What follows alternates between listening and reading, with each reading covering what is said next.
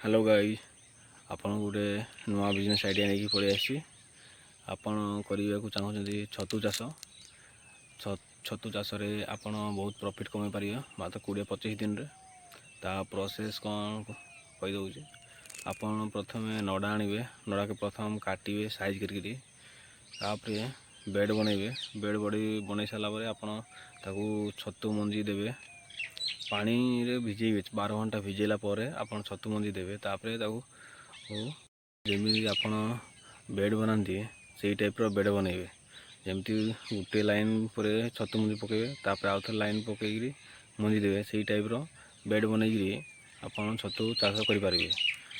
चलते देखिए तेणु मुझे दुई गुड़ा लेखा कुटा बाहर करी तेणु दुई जगह मुझे बांधी देछि यार मूलपटी काटिक सामान करने पड़ो जहाँफल आम कुटा गोटे साइड कुटार मूलपटे टिके काटिक बाद देवाई पड़ता है ना से जगह फंगस थाए आईटा जो देखते यहाँ हूँ माप करके पड़े सेटा 18 इंच लंबा रही देखो आम कुटा दुई मुंड पूरापूरी सामान रही 200 ग्राम मंजी पाई आपको अति कम 24 बिड़ा कुटा दरकार होता है। जदि बड़ बड़ कुटा बिड़ा होता है कम दरकार ना छोट छोट होते अति कम 20 ରୁ 24 बिड़ा कुटा दरकार।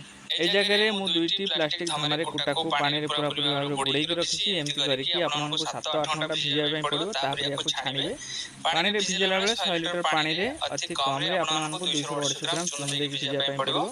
यदि कुटा आपनकर फ्रेश थाए बिना चून कि बिना किसी भिजई पारे कुटा को छाणिक ठिया कर रखिए गोटे पॉलिथिन ढंकेदेवे जहाँफल कुटा ऊपर शुखिबनी किंतु पानी झरीज जेहेतु अत्यधिक गरम पड़ी तेणु कुटा को छाणिक अति कम 3 ରୁ 4 घंटा रखिए छतु बेड पकेबे कुटा छाणिक खरार न रखी छाई जगह रखापी पड़ो। ये जगह बहुत गुड़ा गछ रही गछ छाई मुझे छतु बेड पकेबी आप चाहिए घर भितर छतु बेड पकई पारे जो जगह पवन जावास कर चलप्रचल कर जगह पकई पारे बाहर आलू आसो कि माने पूरा धड़ा देखा शक्त हो मंजी व्यवहार करने उपयोगी व्यवहार करवा गोटे मंजी पैकेट आप गोटे बेड बन पारे ना दुईटी छतु मंजी पैकेट व्यवहार करके बोतल व्यवहार करके छोट छोट 3टी बेड बन पारे।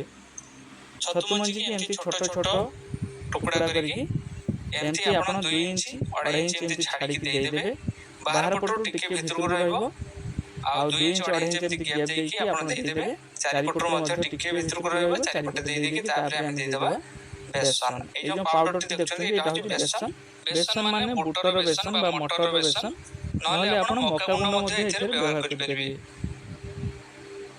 ए बेसन को तापर दे साला परे पुणी हमें तापर कुटा बिछेबा कुटार मूल अंश आम प्रथम जो को देइथलु द्वितीय थर कुटा बिछला बेले तार विपरीत दिक्कु करके दवा पड़ो।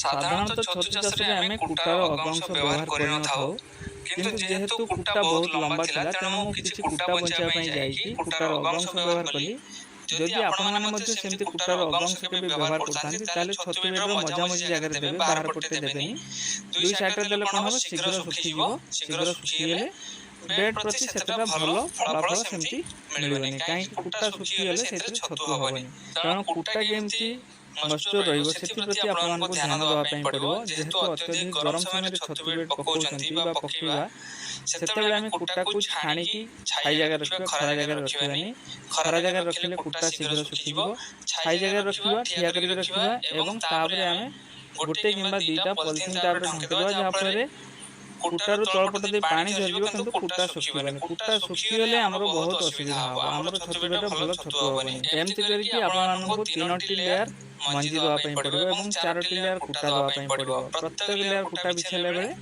मूलटी को आपन एपट सेपट कर देबे माने तळ लेयर रे जो पट मूल रही ऊपर लेयर रे ठीक तर विपरीत को रहबो एमति करके आपन को बेड पकेया पई पड़ो। आ गोटे जिंस होला गरम दिन रे केबे हेले आपन बेसी लंबा बेड पकेबेनी जते छोट बेड पकेबे सेते भलो पाखापाखि 2 फुट एमती लंबा रहिबो 2 फुट 2.5 फुट लंबा रहिबो एमती लंबा रे कि आपन बेड पकेबे बेसी लंबा करिबेनी बेसी लंबा हेले छतु बेड रो उत्ताप बढ़ी जिवो माने जेहेतु आमे पॉलिथिन या ढंकी के रखिबा पॉलिथिन ढंकी के रखले यार उत्ताप ता बढ़िबो उत्ताप बढ़िले सेते पी हेड आसीबो जदि पी हेड आसीबो सेटा मध्ये नष्ट होइबो।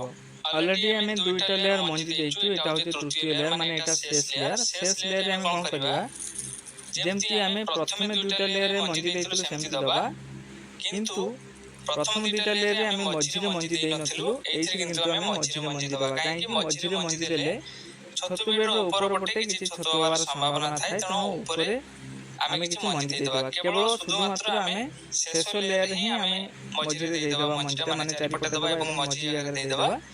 ଆଉ ଯେଉଁ ଦୁଇଟା ଲେୟାର ଆମେ ତଳ ଦେଲୁ, ସେ ତଳ ଦୁଇଟି ଲେୟାରରେ କି ଆମେ କେବଳ ସିମ୍ପଲ ଚାରିପଟେ ଦେବା, ମଝିରେ ଦେବାନି। ମଝିରେ ଦେଲେ ସେ ମଞ୍ଜି ଯାକ ସବୁ ବେକାର ହେଇଯିବ।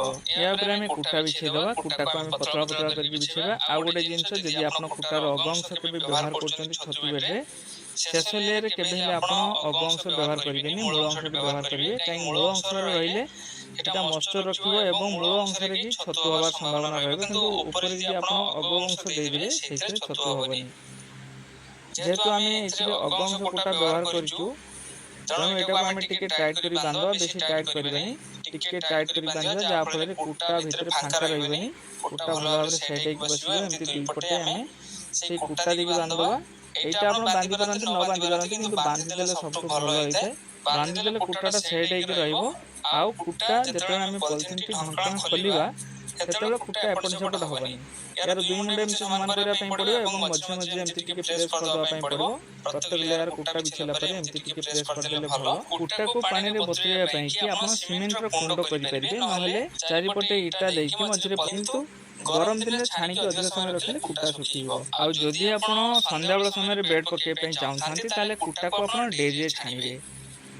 ଏବେ ୟା ଉପରେ ଧଳା ପଲିଥିନ ଦେଇକି ଢଙ୍କେଇ ଦେବା ପାଇଁ ପଡ଼ିବ। ଧଳା ପଲିଥିନ ଛଡ଼ା ଅନ୍ୟ କୌଣସି ପଲିଥିନ ଏଥିରେ ଢଙ୍କେଇଲେ ଏଥିରେ ଛତୁ ହେବନି, କେବଳ ମାତ୍ର ଧଳା ପଲିଥିନ ଏଥିରେ ବ୍ୟବହାର କରିବା ପାଇଁ ପଡ଼ିବ। ଏମିତି କରିକି ଚାରିପଟେ ଆମେ ଢଙ୍କେଇ ଦେବା। ତଳପଟେ କିନ୍ତୁ ଫାଙ୍କା ରହିବ। ପଲିଥିନ ଆମେ ତଳପଟେ ଦେବାନି, ତଳପଟେ ଫାଙ୍କା ରହିଲେ ଯାଇକି ବେଡ୍ଟା ଥଣ୍ଡା ରହିବ, ନହେଲେ ବେଡ୍ ପୁରାପୁରି ଗରମ ହେଇଯିବ। ଆଉ ଯେତେ ସମ୍ଭବ ଚେଷ୍ଟା କରିବେ ଅତ୍ୟଧିକ ଗରମ ହେଲେ ଯେଉଁ ଜାଗାରେ ପୁରାପୁରି ଛାଇ ଜାଗା ରହିବ ସେମିତି ଜାଗାରେ ବେଡ୍ ପକାଇବେ, ନହେଲେ ଘର ଭିତରେ ବେଡ୍ ପକାଇବେ। ଆଉ ଗୋଟେ ଜିନିଷ, ଯେଉଁ ଜାଗାରେ ଆପଣ ଛତୁ ବେଡ୍ ପକାଇବେ ସେ ଜାଗାରେ ମାଟିଟି ଆପଣ ଓଦା କରିକି ରଖିବେ, ପାଣି ଢାଳିକି ମାଟି ଓଦା କରିକି ରଖିବେ, ଯାହାଫଳରେ ପାଖ ଆଖରେ କି ମାନେ ଆବହାୱାଟା ପୁରା ଥଣ୍ଡା ରହିବ। ଛତୁ